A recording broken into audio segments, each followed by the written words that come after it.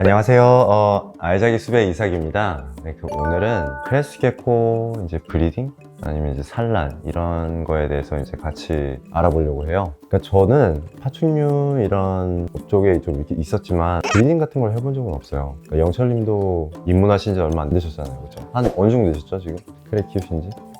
6개월. 네. 맞아. 영철님도 이제 크레 키우신 지 한 6개월 정도 됐는데 저희가 이제 아이들을 키워보면서 한 브리딩을 또 한번 해볼까라는 이제 그런 생각도 한번 들었었잖아요. 저희가 이제 계획을 세웠던 게 모프 쪽 카푸치노, 프라푸치노, 아잔틱 이런 모프로 해서 브리딩 계획을 가져보면 어떨까? 약간 이런 계획이 있었죠. 혹시 영철님 그 카푸치노에 대해서 아시는 거 있으세요? 카푸치노는 일단은 우성 모프로 알고 있어요. 그 RCK라고 그 랩탈 시티에 있는 미술 다한께서 이 카푸치노라는 모프를 이제 발견하셨죠. 노말이랑 카푸치노랑 메이팅 했을 시 네, 그 베레스 씨. 네.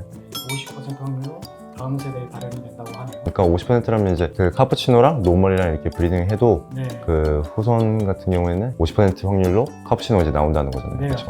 혹시 영실님 그럼 프라푸치노에 대해서 혹시 좀 알고 계시는 점 있으신가요? 카푸치노가 릴리 화이트랑 만나면 25% 확률로 프라푸치노라는 그런 릴리 형질이 발현되는 카푸치노로 알고 있어요. 맞아요.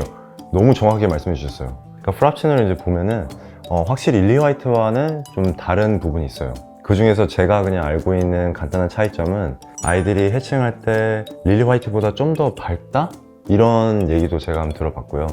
그 다음에 이제 두 번째는 릴리 화이트와 프라푸치노와 이제 비교를 했을 때 이 머리 두상 부분에 가운데가 있는데 크레스 게코 옆에 볕이 있는데 네. 그 부분이 또 하얀데 머리 가운데만 갈색으로 뭔가 미루어져 있더라고요. 그 일본 요괴에 나오는 그 가파 같은 그런 모습이에요. 그냥 보면은. 근데 너무 예뻐요, 확실히. 그리고 이제 세 번째는 슈퍼 카푸치노.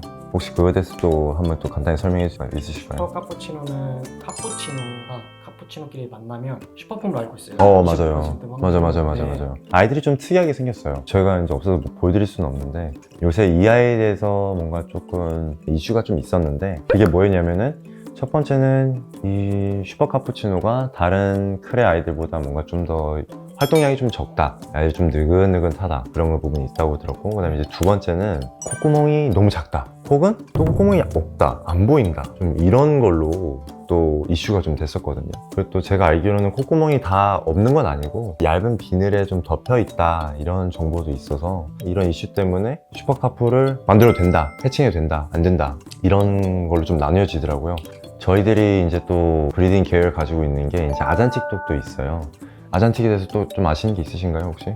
이것까지 알면 좀 대박인데요. 네. 특이하게 크레 중에서 열성인 모프로 알고 있어요. 어. 네. 유일하지 않나요, 열성이? 아잔틱에서 이제 간단히 말씀드리자면은 아잔틱과 아잔틱의 그 유전자가 있어야지만 아잔틱을 이제 해칭할 수 있잖아요. 맞아요. 열성 못 보니까. 네. 그다음에 또 아잔틱은 또 특이하게도 파충류의 색깔을 만들어지는 색깔이 빨간색, 노란색, 그다음에 검은색으로 알고 있어요. 근데 이제 이 노란색인 잔티닌이라는 게 있는데 이 노란 색소가 없어서 이제 아잔틱이라고 이제 표현을 하는 거거든요. 그래서 특이하게도 아잔틱 아이들은 검해요. 그렇다 보니 아이들의 생김새 때문에 인기가 또 많고 많은 분들이 또 사랑을 받고 있어요. 자, 그럼 영철님 혹시 브리딩이나 그냥 산란 관련해서 네. 혹시 좀 어느 정도 알고 계시는 정보 같은 게 있으실까요? 나이는 1년 6개월 이상 정도 일단 좀 성숙해야지 알을 낳을 수 있는 그런 수컷은 40g 이상, 암컷은 45g 이상 정도 하면 괜찮다고 합니다. 맞아요. 보통 한 40g 이상 정도만 되면은 네. 브리딩 해도 괜찮다? 이런 좀 판단을 많이 내리시는 것 같아요. 그리고 또 뭐가 있을까요? 크레 아이들은 한 1년에 몇 번 정도 산란을 하죠?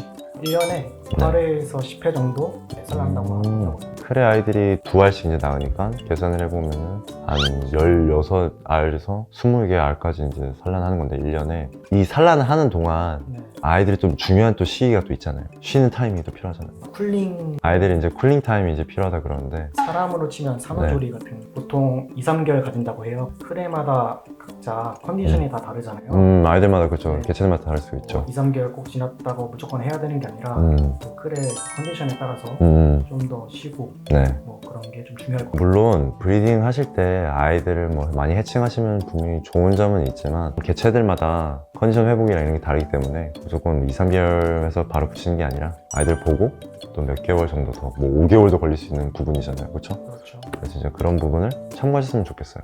자, 아이들을 이제 산란을 할 때 필요한 게 또 뭐가 있을까요? 제가 알아본 바로는 습식 은시처 있잖아요, 그 용품. 그러니까 아이들이 이제 산란할 때는 네. 습식은처를 사용해서 에코스랑 이제 수채를 넣어주고 네. 그것도 이제 사육장에 넣어주면은 이제 암컷 아이들이 좀 편안하게 산란하는 것 같은 정보를 또 알게 되었습니다. 그리고 이제 그 다음에 산란을 하면은 아이들이 또 건강한 알만 또 낳는 게 아니잖아요, 저희. 맞아요. 그렇죠. 이게 알도 종류가 많더라고요. 눈꽃 알이라든지 배구공알, 그리고 좀 정상적인 네, 이제 도자기 알, 네. 그렇죠. 이제 깔끔하고 그런데. 그러니까 제가 알고 있는 바로는 눈꽃알 같은 경우에 이제 칼슘 부족, 초산 이런 부분에서 좀 발견되는 것 같더라고요. 네. 두 번째 이제 공 모양 알 같은 경우는 이것도 뭐 초산일 경우 좀 그런 부분에서 또 발현될 수 있는 것 같아요. 그리고 이제 세 번째는 이제 말씀드렸던 이제 도자기 알이 이제 제일 베스트인 알, 깔끔하고 제대로 이제 알 모양을 이제 갖춰진 그런 알들. 그리고 이제 알을 이제 건강한 도자기 알이 나왔어요. 그럼 이제 이 알을 어떻게 해야 될까요? 알을 놓는 장소를 마련해야겠죠. 네, 네, 보통은 숨 쉴 수 있는 그런 사각 트레이 그런 걸 준비하고, 음흠. 그리고 슈퍼 해치라는 사각제를 이용하더라고요. 밑에 3cm 정도 깔아주시고, 그다음에 수분도 약간 좀 뿌려주시는 거죠. 바닥재 위에다 이제 뿌려주고 그 뿌려준 이유가 이제 그 알들이 이제 마르지 않게끔 이제 해주는 거기 때문에 네. 그런 부분도 이제 좀 활용해 주거나 참고해 주시면 좋겠어요. 이제 방금 이제 영철님께서 말씀해 주신 것처럼 슈퍼해치랑 이런 액 트레이 같은 걸 이제 사용해서 이제 알을 보관하고, 그다음에 이걸 또 이제 인큐베이터가 필요하잖아요. 온도 같은 거는 한 22도에서 25도 막 이렇게 되어 있는데 인큐베이터 온도는 한 24도 정도로 해주시면 괜찮지 않을까 싶습니다. 인큐베이터의 온도에 따라서 부화일이 좀 달라진다고 하더라고요. 아, 부하율이 좀 달라지나요? 보통 60일에서 80일 정도 걸려요. 그러니까 온도가 이제 내려가면 내려갈수록 기간은 좀 더 걸리는 시기잖아요. 그렇죠? 네네.